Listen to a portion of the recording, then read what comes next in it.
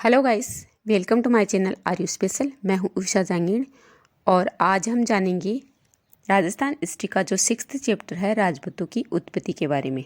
तो अगर आपको राजपूतों की उत्पत्ति के बारे में पूरी जानकारी चाहिए तो आप इस वीडियो को लास्ट तक ज़रूर सुनें। जब हर्षवर्धन की मृत्यु हो गई थी तो उसके बाद में भारत की जो राजनीतिक एकता थी वो पुनः विकसित होने लग गई थी, बढ़ने लग गई थी। भारतीय जो राजनीति थी उसमें पुनः एक बार फिर से अंधकार व्याप्त हो गया था, क्योंकि हर्षवर्धन ने जो है राज्य को संगठन कर रखा था और जो उत्तर भारत है वहाँ पे अनेक छोटे छोटे राज्य स्थापित हो गए थे और उनमें पारस्परिक जो संघर्ष है वो आरंभ हो गया था, जिससे फिर अनेक नए राजवंशों का उदय हुआ। 7वीं शताब्दी के मध्य से 12वीं शताब्दी की समाप्ति तक के समय को राजपूत युग कह सकते हैं। अगर हम नए राजवंशों का उदय में देखें तो पाल और प्रतिहार ये शक्ति संपन्न हो गए थे। शाकंभरी में देखें तो गहड़वाल इनका उदय हो गया था। शाकंभरी में जो है चाहवान वंश का उदय हो गया था। बुंदेलखंड में चंदेल जो उनकी राजनीतिक शक्ति का उत्थान हो गया था। तो इस हिसाब से पाल, प्रतिहार, गहड़वाल, चंदेल, चाहवान इन सब जो राजवंश थे इनका उदय हो गया था। अब हम ये जानेंगे कि राजपूत कौन थे। राजपूत शब्द का प्रयोग जो है सर्वप्रथम 7वीं शताब्दी में मिलता है। गौरीशंकर ओझा है, उन्होंने कहा है राजपूत शब्द का प्रयोग नया नहीं है, इसका प्राचीन में व्यापक प्रयोग मिलता है, ऐसा गौरीशंकर ओझा जी बोलते हैं। वेद और उपनिषदों में भी राजन व शब्द का प्रयोग मिलता है। चंद बरदाई के पृथ्वीराज राशों में राजपूत शब्द का प्रयोग मिलता है। प्राचीन काल से लेकर मुसलमानों के आक्रमण तक राजपूत शब्द का प्रयोग मिलता है। अनेक विद्वानों ने प्रतिहार जो राजपूत थे उनको लक्ष्मण की जो संतान है उनके सूर्यवंशी का मानते हैं। चंदेल जो है उनको चंद्रमा तथा ब्राह्मण गंधर्व कुमारी से इनका उत्पन्न मानते हैं। और ऐसा माना जाता है कि जो चालुक्य थे इनका जन्म जो है वो हारित ऋषि के कमंडल के जल से हुआ था। और चाहमानों का देखें तो हमीर महाकाव्य में इनको सूर्यवंशी बताया गया है। जो श्री C.M. वैद्य महोदय हैं उन्होंने भारत में बौद्ध धर्म के बाद जो जाति व्यवस्था थी उनके बंधन धीरे धीरे दृढ़ होने लगे थे, ऐसा उनका मानना है। 7वीं शताब्दी में कई राजघराने थे जो क्षत्रिय थे, जैसा कि अहिंसा के साक्ष्य से ये प्रमाणित होता है, परंतु अधिकांश क्षत्रिय बौद्ध बन गए थे और क्षत्रियों से संबंधित जो आर्य प्रथाएं थी उनसे उनका संपर्क जो है बिल्कुल ही टूट गया था। ऐसे परिवार को इस समय बुरी तरह से बहिष्कृत किया गया था। अतः जो राजपुत्र शब्द है इस समय विशेष महत्व का बन गया। श्री वैद्य इस कथन से भी स्पष्ट हैं कि राजपूत भारतीय आर्य क्षत्रिय थे और सत्ता चले जाने के बाद राजपुत्र की जगह राजपूत रह गए। किंतु कुछ विद्वानों ने राजपूतों को हूण, शक, सीथियन, गुर्जर और विदेशी जातियां थी उनकी संतान बताया है। अतः यहाँ पर राजपूतों की उत्पत्ति से संबंधित विभिन्न मत हैं, तो हम इनका वर्णन करना चाहेंगे। कई विद्वानों ने वैदिक जो क्षत्रिय हैं उनकी संतान माना है जो राजपूत थे उनको। मनुस्मृति में क्षत्रियों की उत्पत्ति ब्रह्मा से बताई है। ऋग्वेद के अनुसार क्षत्रिय जो है वो ब्रह्मा की बाहों से उत्पन्न हुए थे।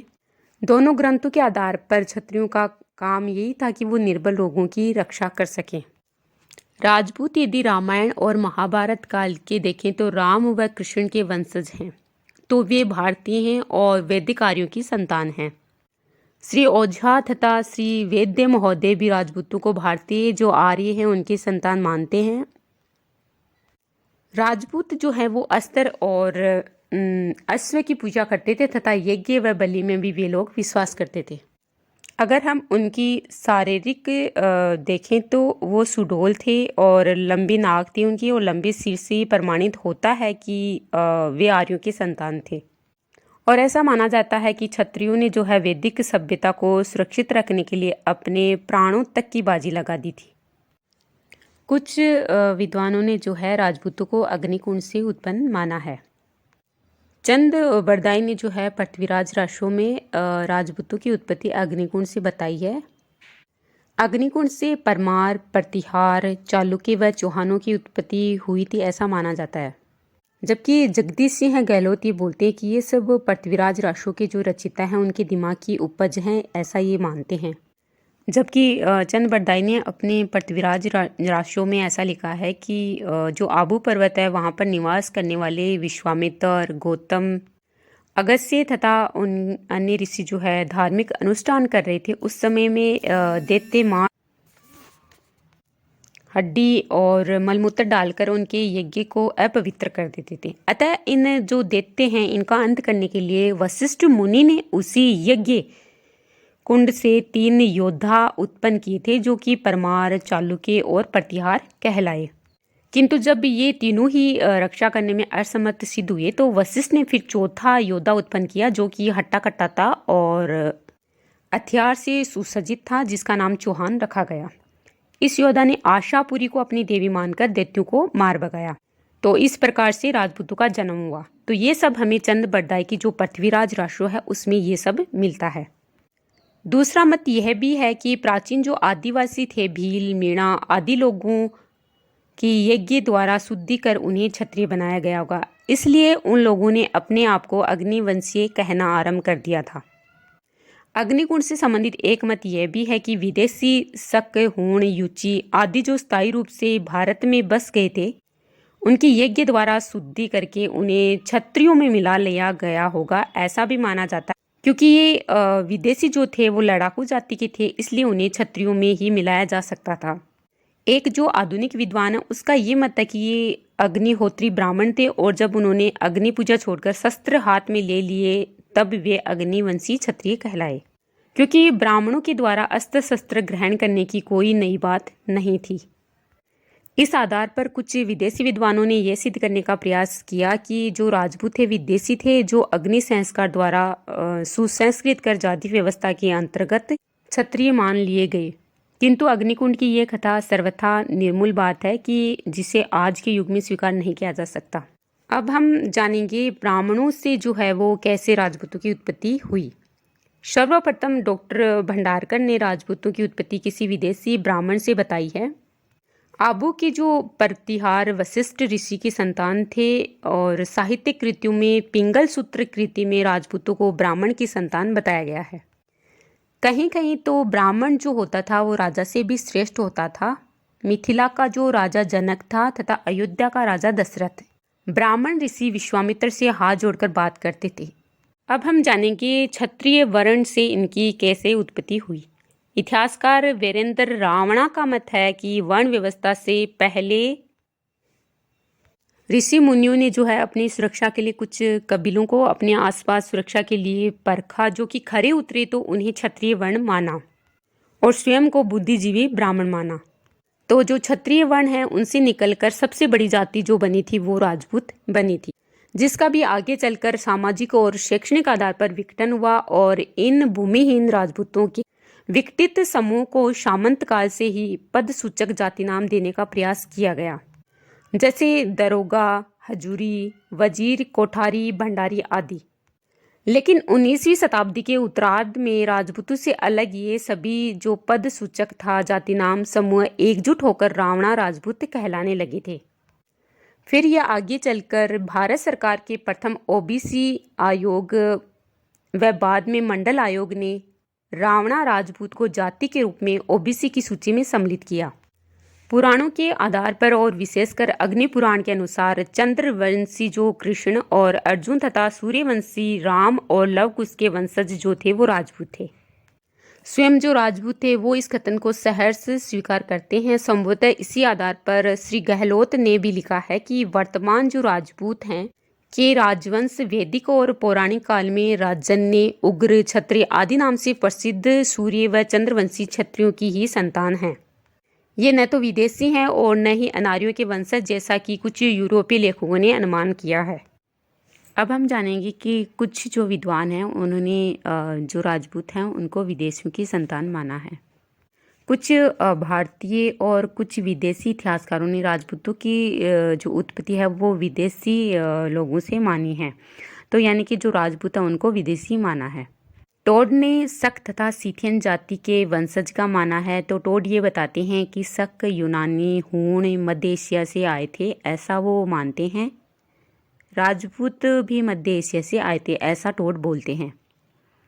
टोड बताते हैं कि इनके जो रीति रिवाज हैं, जो अश्व पूजा है, अश्वमेध यज्ञ है, अस्त्र शस्त्र जो शिक्षा है, अंधविश्वास हो गया, समाज में स्त्रियों का स्थान हो गया, ये सब मिलता है। तो ये सब विदेशों में था। तो ऐसा टोड बोलते हैं कि राजपूतों में भी देखने को मिला है। स्मिथ ने भी राजपूतों को हूणों की संतान बताया है। उनका कहना है कि जो विदेशी थे वो गुर्जरों ने गुजरात को जीतकर उसका नाम अपने नाम पर गुजरात, कनौज की जो प्रतिहार थे उनको राष्ट्रकूटों ने अपने अभिलेखों में तथा अरबों ने अपनी यात्रा विवरणों में गुर्जर बताया है। चालुक्यों ने जब गुजरात को अधिकृत किया उसी समय से उसका नाम गुजरात पड़ा था। इससे पूर्व वह लाट कहलाता था। श्री वेद्य महोदय ने डॉक्टर भंडारकर के कथन का खंडन करते हुए कहा है कि उन्हें आर्यों की संतान बताया है। गुहिल को के समय को लेकर वत्सराज नागभट्ट, जिससे उनके नाम आर्य नाम है, तो उन्होंने अपने अभिलेखों में स्वयं को सूर्यवंशी कहा है। डॉक्टर भंडारकर जो है उन्होंने राजपूतों को गुर्जर सिद्ध करने के लिए अनेक तर्क भी दिए तथा कहा कि ये गुर्जर जो है वो 5वीं शताब्दी के प्रारंभ में हूणों के साथ भारत में प्रविष्ट हुए थे। राजपूत गुर्जर थे तथा चूंकि ये सब गुर्जर विदेशी थे, अतः राजपूत भी विदेशी जाति के वंशज थे। उपयुक्त मतों को स्वीकार नहीं किया जा सकता। प्रथम तो राजपूतों ने स्वयं को कभी विदेशी बताया ही नहीं। इसके विपरीत वह अपनी उत्पत्ति सूर्य व चंद्र से बताते हैं। राजपूतों के जो रीति रिवाज हैं उनको शक या शीथियन के रीति रिवाजों से साम्यता स्थापित करना भी अनुचित है, क्योंकि जो उनके रीति रिवाज थे वो शक कुषाणों के आने के पूर्व भी भारत में प्रचलित थे। जैसे जो सूर्य पूजा होती है वो भारत में वैदिक काल से ही प्रचलित थी और अश्वमेध यज्ञ तो यहाँ पहले से ही ज्ञात था, जैसा कि महाकाव्यों के साक्ष्य से प्रमाणित होता है। अस्त्र व शस्त्र पूजा भारत में क्षत्रियों द्वारा हमेशा ही की जाती थी। टोड का ये कथन कि आर्य शांति में रहना अधिक पसंद करते थे सत्य है, किंतु आर्य शांति के इच्छुक होते हुए भी आर्य क्षत्रिय युद्ध को ही अपना धर्म समझते थे तथा मरने मारने को वो सदा तत्पर रहते थे। श्री वेद्य महोदय ने डॉक्टर भंडारकर के कथन का खंडन करते हुए उन्हें आर्यों की संतान बताया है।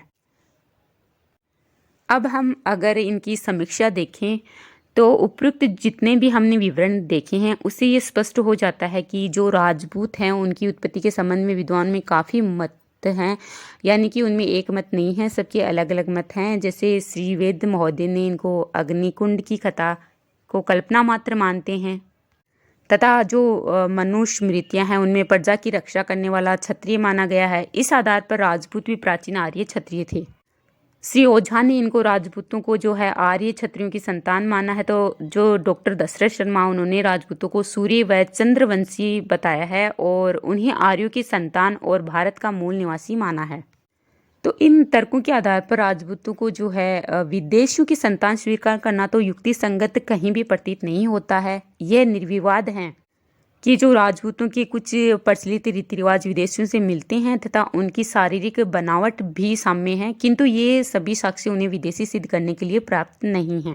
तो ऐसा हो सकता है कि दीर्घ काल से अगर एक साथ रह रहे हैं तो इसके परिणाम स्वरूप इस प्रकार की समानता तो आ जाना स्वाभाविक है, परंतु इसका मतलब ये नहीं है कि वो लोग विदेशी हो गए। इसके अतिरिक्त जो है राजपूतों ने वैदिक सभ्यता और संस्कृति को सुरक्षित रखने के लिए जो अपनी अपूर्व वीरता का प्रदर्शन किया। विदेशी जातियों की जो संतानें थी वो कभी भी वैदिक सभ्यता और संस्कृति को सुरक्षित रखने के लिए इतनी वीरता नहीं दिखा सकती थी। तो ऐसी परिस्थिति में जो है अधिकांश विद्वान राजपूतों को भारतीय आर्यों के वंशज स्वीकार करते हैं, जिसमें विदेशी रक्त भी सम्मिलित हैं। जो भी विदेशी जातियां भारत में आई और स्थायी रूप से यहीं निवास करने लगी, उन्होंने भारतीय सभ्यता और संस्कृति को अपना लिया तथा हिंदू समाज ने उन्हें आत्मसात कर लिया। किंतु ये निश्चयपूर्वक नहीं कहा जा सकता कि अमुक जो राजपूत हैं वो किसकी संतान हैं। और कानूनगो ने तो ठीक ही लिखा है कि अग्निकुंड की कहानी इस प्रकृति के युग में नहीं चल सकती। उनकी सूर्य तथा चंद्र से उत्पत्ति एक काल्पनिक सत्य हो सकती है। राजपूत चाहे किसी भी रूप में जन्मे हो, लेकिन ये सत्य है कि इतिहास में उन्होंने महाकाव्य काल की क्षत्रियों की परंपराओं को बनाए रखा है। तो ओके फ्रेंड्स, आज हमारा ये 6th चैप्टर कंप्लीट होता है राजपूतों की उत्पत्ति का। और अगर आपको हमारा ये वीडियो अच्छा लगे तो इस चैनल को सब्सक्राइब करें और लाइक ज़रूर करें। Thank you.